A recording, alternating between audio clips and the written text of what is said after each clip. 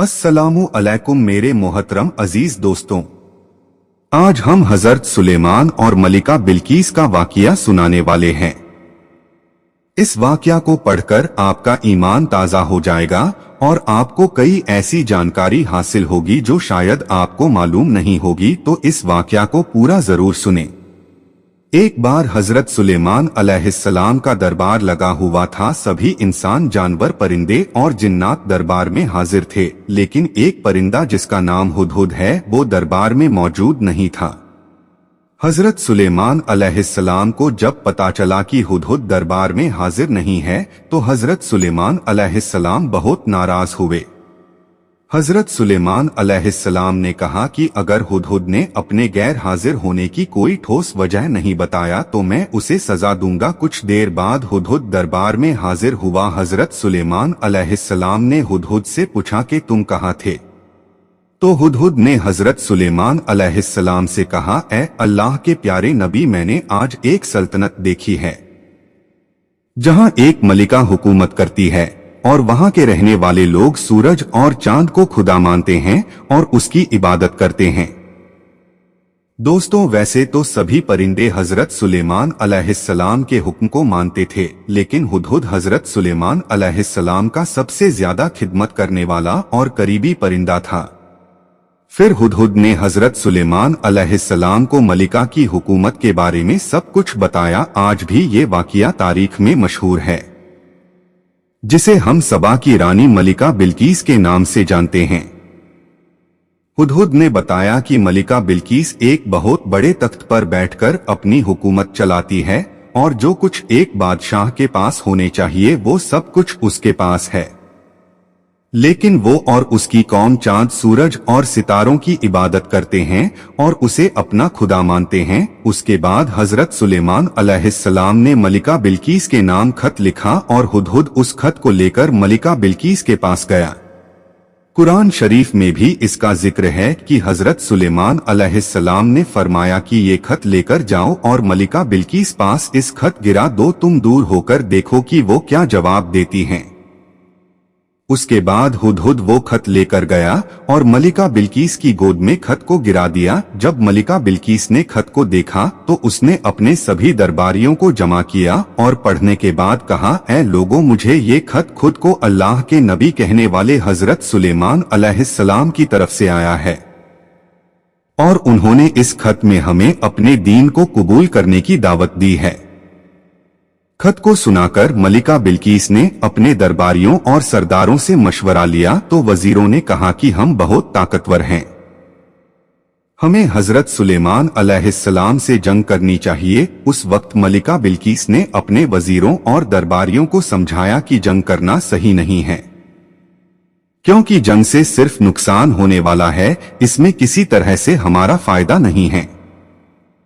मलिका बिल्कीस ने कहा, बेहतर तरीका यह है कि कुछ खजाने और कुछ तोहफा हजरत सुलेमान अलैहिस्सलाम के पास भेज देते हैं। अगर वो सच में अल्लाह के नबी हैं तो हमारे इस तोहफे को कबूल नहीं करेंगे और हम लोगों को अपने दीन में फिर से दाखिल होने के लिए कहेंगे, और अगर वो सिर्फ बादशाह होंगे तो हमारे तोहफे को कबूल करके हमसे दोबारा अल्लाह पर ईमान लाने के लिए नहीं कहेंगे।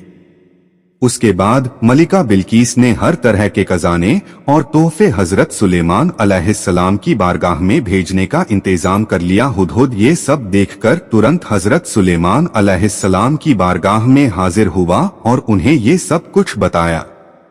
कुछ दिनों के बाद जब मलिका बिल्कीस के खादिम सभी तोहफा और खजाना लेकर हजरत सुलेमान अलैहिस्सलाम के पास पहुंचे तो हजरत सुलेमान अलैहिस्सलाम ने मलिका बिल्कीस का तोहफा वापस करवा दिया और फरमाया कि मेरे अल्लाह ने जो दिया है उसके आगे दुनिया की कोई दौलत और खजाना किसी काम का नहीं। दोस्तों, मलिका बिल्कीस का तख्त 80 गज लंबा और 40 गज चौड़ा था। उस तख्त में सोना चांदी, हर तरह के हीरे जवाहरात लगे हुए थे। जब सबा की मलिका बिल्कीस के तोहफे और खजाने को हजरत सुलेमान अलैहिस्सलाम ने वापस किया तो उन वजीरों से सुलेमान अलैहिस्सलाम ने कहा कि मलिका बिल्कीस से कहो कि वो अल्लाह से डरे और उस पर ईमान लाए और उसकी इबादत करे और मेरी बारगाह में आए। उसके बाद हजरत सुलेमान अलैहिस्सलाम ने अपने दरबार में ऐलान किया कि ए दरबारियों, तुम लोगों में कौन ऐसा है जो मलिका बिल्कीस के आने से पहले उसके तख्त को यहाँ हाजिर कर दे। दरबार में से एक बड़ा जिन बोला, हुजूर, उस तख्त को मैं आपकी बारगाह में दरबार खत्म होने से पहले हाजिर कर दूंगा। मेरे पास वो काबिलियत है। हजरत सुलेमान अलैहिस्सलाम ने कहा, और जल्दी कौन ला सकता है? ये सुनकर हजरत सुलेमान अलैहिस्सलाम के वजीर, जिनका नाम आसिफ था, वो अल्लाह के बहुत बड़े वाली भी थे, उन्होंने हजरत सुलेमान अलैहिस्सलाम से कहा, हुजूर, मैं मलिका बिल्कीस की तख्त को पलक झपकने से पहले हाजिर कर सकता हूँ। उसके बाद हजरत आसिफ ने अल्लाह की अता की हुई ताकत से सबा की मलिका बिल्कीस की तख्त को मुल्के सबा से बैतुल मुकद्दस तक यानी हजरत सुलेमान अलैहिस्सलाम के महल में खींच लिया, और वो तख्त सुलेमान अलैहिस्सलाम के कुर्सी के पास आ गया। वो तख्त जमीन के नीचे से होते हुए एक पल में हजरत सुलेमान अलैहिस्सलाम के महल में आ गया। दोस्तों, ये होती है अल्लाह के वलियों की शान, तो आप अंदाजा लगा सकते हैं कि अल्लाह के नबी की क्या शान होती होगी। उसके बाद जब खादिमों ने वापस आकर मलिका बिल्कीस को सारा मामला बताया जो हजरत सुलेमान अलैहिस्सलाम ने उन वजीरों से कहा था, तो मलिका बिल्कीस हजरत सुलेमान अलैहिस्सलाम की दरबार में हाजिर हुई और अपने तख्त को भी वहां पर देखा, और हजरत सुलेमान अलैहिस्सलाम को देखकर बोली, बेशक आप अल्लाह के नबी हैं। उसके बाद मलिका बिल्कीस ने हजरत सुलेमान अलैहिस्सलाम और अल्लाह पर ईमान ले आई।